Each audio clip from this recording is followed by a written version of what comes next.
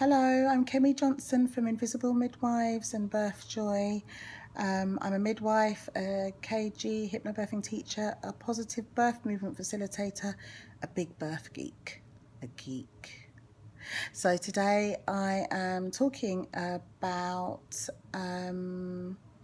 expectation for birth and preparation for birth, and I would, because that's what I talk about most of the time. I go about my day, quite a busy person. I do like sitting sometimes and resting, but I do like to be out and about. And whenever I'm out and about, occasionally someone will say, "Oh, what do you do?" And I'll say, "Oh, I am a midwife." And they'll go, "Oh, really?" And then they might try and show me their vagina. Or no, they usually, it's like, "Oh, you're a midwife." So I'll talk about my pregnancy if they're pregnant, or they'll talk about someone else's pregnancy and birth. And often what I hear is, obviously, if I meet mums and I can be helpful, I am. But often I may meet a father or a mother or a sibling or best friend, and they'll say, "Oh, my best mate, she just had a baby. Oh, it was lovely. She had a lovely baby. Oh, she had an awful time. She started off at home, but then she had to go in and have a C-section." Or they'll say, "Oh, she started at the birth center, but then she had to go and have a C-section." So I'm just hearing it all the time, and probably about 1 in 20 stories it will be, "Oh, she had a baby." Like she had a baby in the pool, or a lot of the time you'll hear this story, and then there'll be some kind of diversion, and she had to have, and they'll say had to have, they'll use the word had to have, or I just again need to say that in my experience as a midwife, that is not usually the case. And obviously I'm not super special, I don't have superpowers or whatever.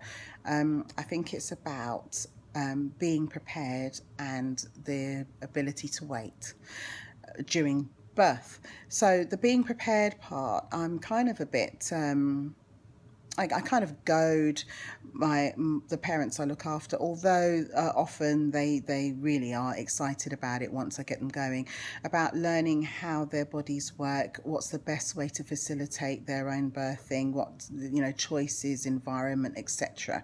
Preparation. I talk about diet, nutrition, hydration, sleeping. I talk about managing stress, all of those things. And I think because they're better prepared, and also, I talk frankly about the process of birth, etc. I think because they're better prepared, they're able to rest more at the beginning of labour, and they're prepared for what's coming, and they have techniques and ways of being around active birth, active labour. And then a baby pops out, and they make their choices, and they're strong, and they know that if I'm being a bit too present or interrupting them or distracting them, they're quite happy to say, "Okay, Kemi, please." One time I was told off my scratchy pen. It's like really annoying. She said, "Could you stop that writing, please?" And so I had to remember a lot of stuff and do some very quiet scribbling. So, but that is right, because mum is the priority at that time, and if her hormones don't work, there's no baby coming out from the vagina.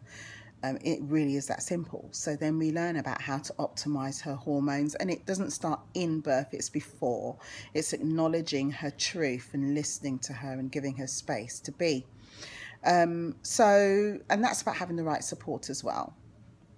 So when I hear these stories, what it says to me is not, "Oh wow, human women evolving into something or somebody that can't give birth to human babies." What it tells me is that either they were not supported, driven towards the right information, that they may have been coerced into decisions that they didn't have all the information for, because consent is only consent if it's informed. If it's not informed consent, so if you're not receiving the information, then that is not consent. So I talk a lot about these things anyway in my courses. I am starting a positive birth movement group in Vauxhall, in 9 Elms, Vauxhall. And all that information I'm going to be putting out now. I was feeling a bit poorly last year, but I've come into this year strong and I'm eating well. I'm taking some of my own advice about eating and drinking. Yeah, it's just become apparent that where birth is going to improve in this country is the information that parents have that they can absorb, and then they take back their power in childbirth. That is how birth is going to become healthier and more satisfying in the UK. It's going to be coming from the parents, and I'm on the side of the parents, and I'm going to be enabling you all.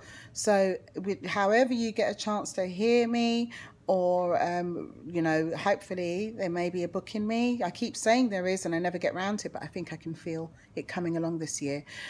But it's not just me. There's an army of us birth keepers out there that believe in you. And we believe in you because you've shown us, some of you have shown us how birth can be. And I am an evangelist for that. I want women to know how powerful and incredible they are, and how they are able to give birth without assistance. Of course, have your midwives there. You know, if you need an obstetrician, have that person there. But you have the power and the ability to give birth, and your partners are amazing support towards that and can protect you and create your environment for you. So my message is repetitive because it's an important message and everyone needs to hear it. So you can hear it from me, you can hear it from a load of us out there. There's loads of us teachers, antenatal teachers, KG, hypnobirthing teachers, other hypnobirthing styles, midwives are amazing advocates and teachers. You can hear them. There's some amazing obstetricians that are telling the truth too. And the truth is that we have been giving birth for millions of years, and less is more. The less distraction, the more chance you have of giving birth. Preparation is the key, my darlings, and we're all here to do that. We're all here to help you do that. So it's a rainy Sunday, but it's sunny in my heart as always, and big love to you all, and hope to see or hear you soon. Take care. Bye for now.